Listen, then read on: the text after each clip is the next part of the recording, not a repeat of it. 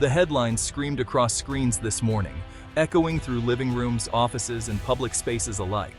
Each one a fresh jolt to an already anxious world, fueling uncertainty and sparking conversations in hushed tones. European markets plunge, one declared, as red arrows and falling numbers flashed relentlessly. Auto giants halt production, read another, signaling a halt to the heartbeat of industry. The global economy feels like it's teetering on a knife's edge, every sector bracing for impact. In Frankfurt, the DAX index opened to a sea of red, the mood somber and tense. Traders stared blankly at their monitors, searching for answers in the chaos.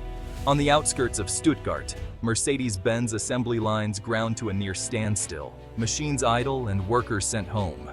The silence was deafening, a stark contrast to the usual hum of productivity and teamwork. In Detroit, executives at Ford and General Motors held emergency meetings, urgently reviewing contingency plans. Their faces were etched with worry, the weight of responsibility heavy on their shoulders. The very components that power our modern vehicles, engines, sensors, and electronics, the tiny chips that act as their brains, had suddenly become scarce, disrupting production worldwide. It's a crisis born from a series of political decisions, trade disputes, and unforeseen events, threatening to unravel decades of global economic integration and cooperation. The intricate web of the global supply chain, once a marvel of efficiency and innovation, now looks like a trap, with bottlenecks and shortages rippling across continents. In Paris, government officials scrambled to issue statements to calm the public, urging patience and resilience. Meanwhile, in Shanghai, the markets were surprisingly stable, almost untouched by the turmoil elsewhere. While Western leaders grapple with the fallout, debating next steps and searching for solutions, China appears to be watching, waiting, and perhaps quietly positioning itself to win. The world is holding its breath, wondering what the next move will be, and who will make it first. Tonight, we'll pull back the curtain on this unfolding drama, revealing the forces shaping our uncertain future. The first domino to fall was in the Netherlands, a country known for its tulips and canals. The Dutch government, citing national security concerns, announced it was moving to take control of Nexperia, a major semiconductor manufacturer. Nexperia is a linchpin in the automotive supply chain, producing essential chips for vehicles. The Dutch decision was framed as a necessary defense, a way to reclaim sovereignty over a vital industry. However, the immediate and devastating blowback was not anticipated. The move created a bottleneck, threatening to starve the continent's car makers of the parts they need to survive. Nexperia's new management struggled to navigate the complexities of its global operations. The Chinese parent company cried foul, accusing the Dutch of illegal expropriation. With the ownership of Nexperia in turmoil, the smooth flow of chips to European car plants stopped. The Dutch government had pulled a thread, hoping to fix a perceived problem, and instead began to unravel the entire fabric of European automaking. The world watched with bated breath as a new crisis began to unfold on the global stage. All eyes turned to Beijing, waiting to see how the Chinese leadership would respond to the escalating tensions. The Dutch government had just taken a bold step, moving decisively against Nexperia, a major player in the semiconductor industry. In response, China announced a temporary review of all semiconductor exports from Nexperia's factories operating within its borders, sending ripples through the tech world. This wasn't a sweeping ban on every chip leaving China.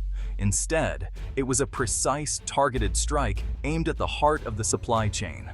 Beijing's message was unmistakable. If you interfere with our corporate interests, we will not hesitate to disrupt your critical supply chains in return. The review was declared indefinite, casting a long shadow of uncertainty that sent shockwaves through the global auto industry and beyond.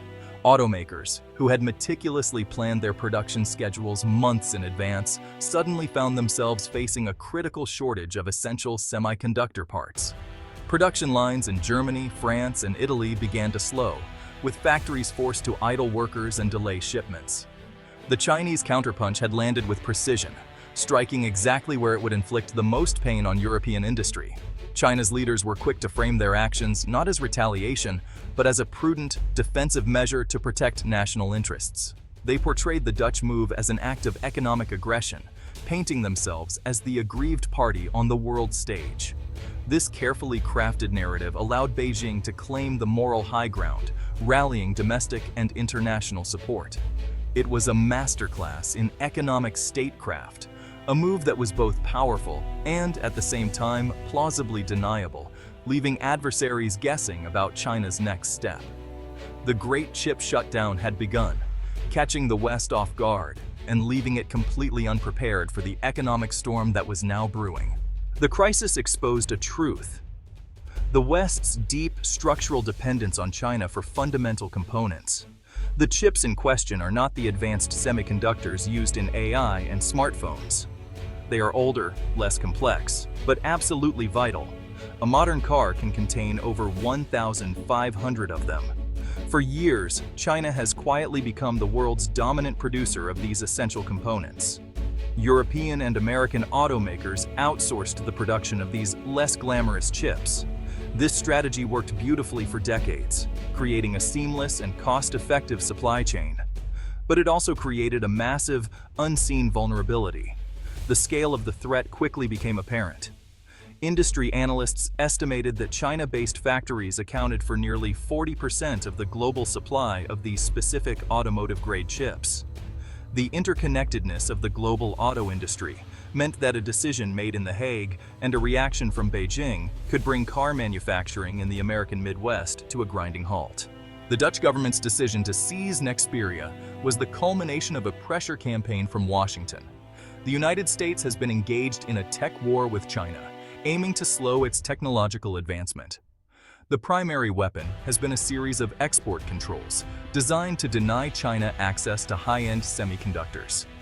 Washington's strategy relied heavily on convincing its allies to join the cause. The American message to its allies was simple: you are either with us or against us. The pressure was immense, involving closed-door meetings and intelligence sharing. The Dutch, caught between their largest trading partner, Germany, and their most important security ally, the United States, were in an impossible position. The Nexperia case became a flashpoint. The eventual decision by The Hague can be seen as a concession to this American pressure. The focus was so intensely on restricting China's access to high-end technology that no one considered how China might retaliate using its dominance in other areas. Just as the world was grappling with the chip crisis, another source of instability erupted from Mar-a-Lago.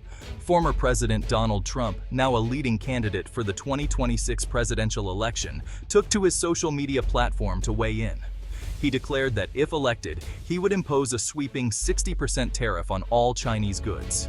The announcement, made without warning or consultation, threw gasoline on an already raging fire. The market reaction was instantaneous and brutal. The Dow Jones Industrial Average futures plummeted. The backlash was not just from Democrats or foreign leaders, it came swiftly from within his own party. Faced with overwhelming opposition, Trump began to backtrack. The episode injected a massive dose of uncertainty and volatility into an already fragile system. Amidst the chaos in Western capitals, the most remarkable thing happening in Beijing was how little was happening. China's leadership projected an image of calm, control, and strategic patience. While European leaders scrambled to deal with factory shutdowns, China simply watched. Its earlier move to halt chip exports had been its one decisive action. This strategy of stillness is a hallmark of Chinese statecraft. Beijing understood that a loud, aggressive response was unnecessary. By taking a single targeted step and then stepping back, it allowed the ensuing panic to highlight the West's vulnerabilities. The resulting chaos made China look like a stable and predictable actor. This patient approach is also a reflection of confidence. By doing very little, China is winning a major public relations and strategic victory.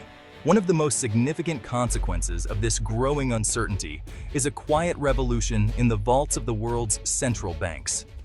For decades, the US dollar has been the undisputed king of global reserves. But that faith is eroding. The weaponization of the financial system and political instability in Washington have led central bankers to seek a safe haven. They are finding it in gold. Central banks across the globe have been buying gold at a record pace. This is not a speculative bet. It's a strategic hedge. Gold cannot be frozen by sanctions. It is a neutral reserve asset that carries no counterparty risk. The trend is a direct challenge to the exorbitant privilege the United States has enjoyed for over 70 years. The shift towards gold threatens to chip away at that dominance. The rush to gold is a silent global rebellion against the status quo. What we are witnessing today has echoes of other pivotal moments in history when the foundations of the global order were shaken. From the fall of empires to the collapse of financial systems, history is filled with moments when the world seemed to teeter on the edge of uncertainty. Today's crisis feels like a combination of past events, but with a new cast of characters and a far more interconnected world. The stakes are higher, and the ripple effects travel faster than ever before. We are seeing unilateral actions that destabilize the system as governments act swiftly and sometimes unpredictably, often without consulting allies or partners. We are seeing the use of economic leverage to achieve geopolitical goals, with sanctions, trade restrictions, and energy blockades becoming tools of statecraft. But the crucial difference is that the unipolar moment of American dominance is clearly over. The world is no longer centered around a single superpower. There is no single power strong enough to dictate terms to all others. Instead, we see a fragmented landscape, with multiple nations vying for influence and leadership. This is what makes the current moment so dangerous. The absence of a clear leader creates uncertainty, and uncertainty breeds fear and instability. It is a crisis of confidence, not just in a single currency or a single country, but in the very rules and institutions that have governed the world for decades. The pillars of global cooperation are now being questioned. When trust evaporates, nations begin to look for alternatives. Old alliances are tested, and new partnerships are quietly explored behind closed doors. The panic in the markets and the silence in the factories are symptoms of a deeper malaise, a loss of faith in the predictability and fairness of the global economic order. The world is holding its breath, waiting to see what comes next.